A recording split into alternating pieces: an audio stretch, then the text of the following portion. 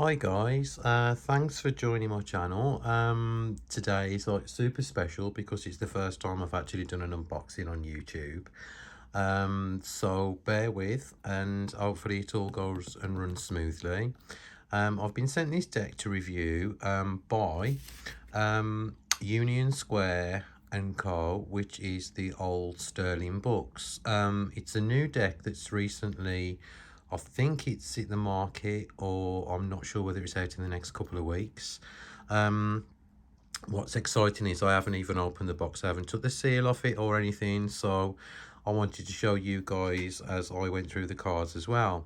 It's published by Sterling Ethos in New York, which is Union Square and Co in the UK. It's a 78 card deck and it's by Chloe Zarka Grinsnia. I hope I've pronounced that right. Sorry, Chloe, if I haven't. And so let's get on to the unboxing. So we'll take off the cellophane wrapper first. I've got my trusty knife, which I use for all the tarot cellophane. I'm really excited about this because apparently it's full of diversity, but it still maintains the Rider-Waite symbolism. So on the back of the box it says the Essential Tarot is a modern take on traditional tarot symbolism, representing a new look at the wisdom of the cards, taking inspiration from costumes and myths from around the world and throughout history. Artist Chloe Zarka Grinsnia forms a fresh new language, speaking to figures of power, mystery, love and hope. This is a perfect deck to inspire creativity and clarity in your own life or to understand the lives of others. Complete 78 card tarot deck with the introductory booklet. What I've noticed is the box is similar to the ones from Limited 11. So it opens in a slide motion. So you get a beautiful, oh look inside the box as well. I don't know whether you guys can see it. There's an illustration in there. And on the outer sleeve of the box, there's a sun with some floral embellishments there. And let's have a look at the cards. The cards are not sealed on the inside, which is good, so that means less cellophane to get rid of. And there's the guidebook tucked in. So it comes out quite easily, as you can see. I thought it did anyway. Yeah, it does. So you get the little guidebook and then you get the tarot deck with a paper band wrapped around it, which should easily slide off. If it doesn't, I shall just tear it like that. So let's have a quick look at the guidebook first to see what the idea behind the deck is. Introduction. Tarot is like a mirror. It's a conversation partner. The cards are physical objects that can be used to project our thoughts out into the world. This makes them an amazing tool for guidance and introspection. Though tarot is often used for divination, you can also use your deck to reflect on yourself and your life. I like to imagine my cards giving me advice. They allow me to capture my own clarity and clairvoyance, but also to listen to my unspoken self. When I created this deck, I wanted the Essential Tarot to be like a friend who would both listen and reply. I wanted it to be a safe place, inclusive and diverse. It was important to me to reimagine the Rider-Waite Tarot in a way that was relevant and modern, while still making a tribute to the ancient history of tarot. Adding historical costumes and mixing both old and new symbols allowed me to create a timeless story. These cards are a journey through time, through life, and through the discovery of the self. I hope that you will enjoy embarking on this journey with them. And then it goes on the major arcana, and then each card is given its own little coloured thumbnail along with an explanation. So let's have a quick flick through the cards, guys, and see what's what. So this is my first time as well, so I hope that they are gorgeous. Right, so obviously they are back to front, so we'll go from this way. So there we've got the Fool there. Oh yeah, the colours are really modern and fresh. The cardstock is absolutely lovely as well. I don't know what it's printed on, but you know, you can tell it's going to hold up with some good use. Very matte cardstock. The High Priestess. And the Magician. I do like the colour palette so far with all the muted tones. The Empress and the Emperor. the Lovers.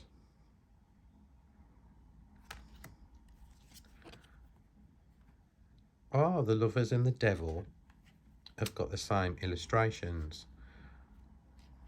Oh, that's really cool. I'll have a look in a moment what that actually means. Then we've got the Star. So they're obviously not in order in the deck. I mean, that doesn't make any difference to me anyway. I'm just showing you as they come. And the Moon. The Sun. With no baby on it. So those those who know me from over on Instagram know that I absolutely despise babies in on the Sun card, especially muscled babies. So that's good to see. The Tower. And we've got Justice. Justice at 11 as well, which is the Rider-Waite standard. The World. I have no idea why they're mixed up in the straight out of the box. Strength. Death. Wheel of Fortune. It's a very usable, beginner friendly deck as well if you have no knowledge of tarot. I mean, the book obviously just outlines the basics of the cards, but obviously any decent tarot book would help you along here because you know, it's not heavy on symbolism, no more than the Rider-Waite really. So it'd be super cool to use for beginners or anybody who likes a modern fresh take on their tarot deck. Chariot. I love them so far. I don't know about what you guys think. The Hangman. The Hierophant is actually a female in this deck. Ace of Cups. Ace of Pentacles. Ace of Swords. And the Ace of Wands. And we've got the Two of Cups. The Two of Pentacles. The Two of Swords. And the Two of Wands. So as I can see so far, it's a slightly decorated pip deck. Three of Cups. Three of Swords. Three of Pentacles. Well, to me, that explains the Three of Pentacles fully, without too much illustration on the card anyway. We can all see that all know that the Three of Pentacles is all about expansion. So obviously the Pentacles in front of the tree actually have got the meaning spot on.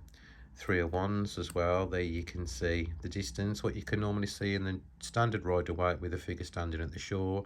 Here we have like a portal, and there is the distance through the portal. And then we've got the Four of Cups, one cup up, three cups down. The Four of Swords. Let me have a look what the Four of Swords says in here, because to me that always you feel the need to take a break and rest. Perhaps you've lost a lot lately or have been struggling or are in pain. The Four of Swords indicates recovery and advises you to take the time you need to heal. Sometimes a pause is needed in order to summon enough energy to move forward. I honestly don't know why the symbolism of the snake has been used here. To me, obviously, that looks like the person is quite bound. So I don't know what anybody else's opinion is on this, or anybody can enlighten me on why the snake is in here, because it gives absolutely no explanation in the guidebook why the illustration was drawn. So the Four of Wands we've got, and then we're on to the Four of Pentacles, and then the Fives. So as you can see from the card, even though it's not heavy with illustration, you can still get the meaning of the Five of Cups from this particular card. You know, this is all about like kind of like letting go and concentrating and focusing on what you still have in front of you. See, there's another one there, the Five of Swords. To me, that doesn't either. That doesn't speak to me in either a Tarot de Marseille or a Rider-Waite kind of way here. I mean, you've got the clouds at the back and you've got the snake winding up the main sword. So we'll have a look what she says about this one. The Five of Swords is a card of loss. With grief comes sadness, despair. Oh, sorry. No, it's not.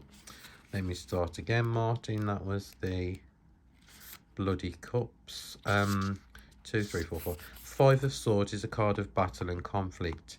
Its message to you is that all is not lost, even if you lost the fight. However, the Five of Swords is also here to warn you.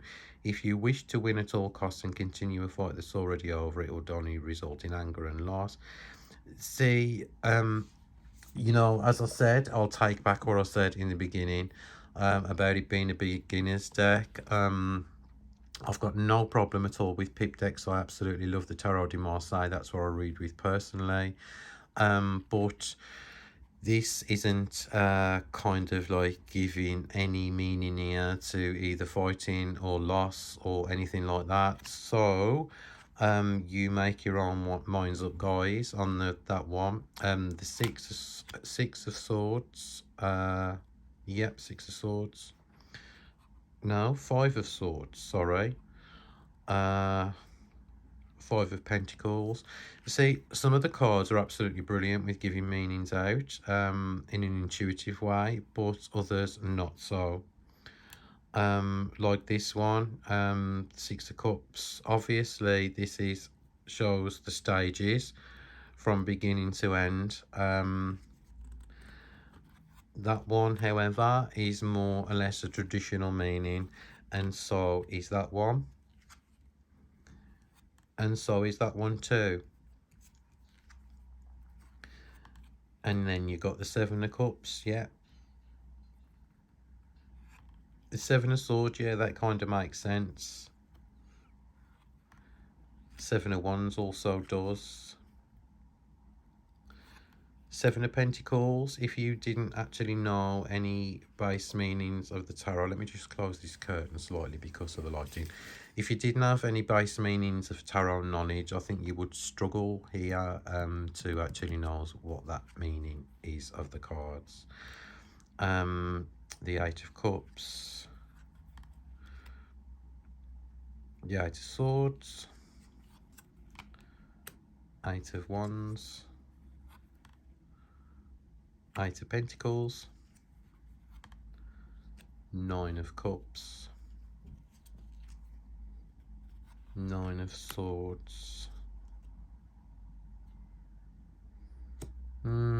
Yeah, to me, the Nine of Swords always represents, obviously, swords are to do with your logic and your thinking, not so much your heart. So I'd love to know where the creator of this deck, you know, came up with the concept of the heart behind the swords. Because I've always related the Nine of Swords to either overthinking or anxieties, and reflecting on why you have the anxiety, because obviously all the nines interconnect, being the nine being the hermit. So let me have a look what the author says about the Nine of Swords in here. The Nine of Swords indicates anxiety and negative thoughts. External events may have caused you a lot of strength, but now you seem to be building up even more concern. Overanalyzing can create an overwhelming apprehension, and this card implies that you tend to worry about every little thing. Be careful to avoid trapping yourself in your own negative thoughts. Okay, what I will say is that has nothing to do with thoughts at all, especially your heart. Okay, maybe like if you stretch the meaning a little bit, and we all know that stress can cause physical symptoms, especially like heart symptoms. So I don't know. Yeah, there's a card I'm going to have to like kind of think about, and you know, I wish that the creators of these decks did actually say why they use like particular symbols in some of the cards, because it, you know, the last thing you want to do, guys, is open a tarot deck and play a guessing game. This is one of the problems I have got now, you know, about some of the decks being created. You know, are they coming for a place of tarot knowledge and integrity? Is it the artist's own impression? Maybe, I don't know, but it would be good if the artist actually, and the author of the book as well is the same as the same person who created the deck. Would it, you know, it'd be good if they could say where the images come from. So yeah, I mean, as I said, some of the cards relate very much to the Rider-Waite-Smith system. Some of the cards relate to the Marseille loosely. So yeah, I can't honestly see either, you know, the hearts in the sword suite. It is kind of confusing for a reader, because you'd be thinking, oh, you know, the first thing that you see on this card is the heart, and it's the pierced heart.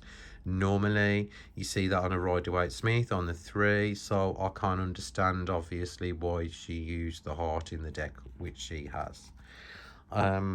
Or also the snakes in the wands as well, or the snakes periodically appearing throughout the deck. So, you know, I'll take back what I said in the beginning. Is it suitable for beginner? No, it's not suitable for a beginner at all. It's suitable for a more experienced reader who maybe want a slightly different take on the tarot deck. You've got Queen, Knight, Page, Queen, Knight, Page, and then King. So you've got, yep, that's the normal standard order: Queen, Knight, Page, and King. You've got Knight, the Queen, the Page, the King. Then you have the Queen of Pentacles, the Knight of Pentacles, the Page of Pentacles, the King of Pentacles, the Queen of Wands, the Knight of Wands, Page of Wands, the King of Wands. Okay, my own personal opinion now. What I thought was going to be an absolutely amazing deck, and quite beautiful, I have changed my opinion. Some of the cards are very, very lovely. They're very modern in the design. There is some diversity on here, not as much as I thought there was going to be. The colour palette is absolutely gorgeous. As I said, I love the muted colours. The artwork, not so much for me personally. It's a bit too cartoony, comic-y, for myself. I mean, it may suit somebody, a younger audience. Do you need a guidebook with this deck? Most definitely. Because even though the majors have actually stayed true to tradition, the minors, however, haven't. And so, you know, it would have been nice, as I said, for the creator to actually, you know, say where she's got the imagery and the symbolism from and why she's put it in that particular card. She doesn't give the reason why she's used either. Let me just have a double check first. The Devil. Oh, she does say it's the shadow side of the lovers, who now appear constricted in prison, so that's good. As I said, it would have been nice to find a bit more about the background. The minors, I have no problem whatsoever with pip decks, either decorated or undecorated, but I would like to see the meaning behind why she's used hearts and so many snakes in some of the cards, which totally doesn't make sense to me as a reader. It's a good quality kit. I should imagine it retails quite cheaply, which these kind of decks normally do. I will actually do a little bit more research before I'll review the next deck with you guys on here. So it's available soon, or available now. It's the Essential Tarot, published by Sterling Books. Yeah, I'll give it a mark out of a 10, which I'm going to start doing on my YouTube channel now, because like I'm kind of like wanting to be a little bit more authentic in my reviews, and because it was sent to me for review, I'll be totally as honest as I can. So usability, I will give it a 6. Artwork, I will give it a 5. Quality, I will give it a 6. Would I buy it? Maybe, maybe not. I'll leave that down to you guys. Because the edges are raw, you can decorate them however you want to. It may be the ideal deck for you, but sadly, it's not something I would use on a regular basis. Anyway, guys, thanks for watching. I'll be with more content soon, and I'll speak to you soon. Thanks, bye.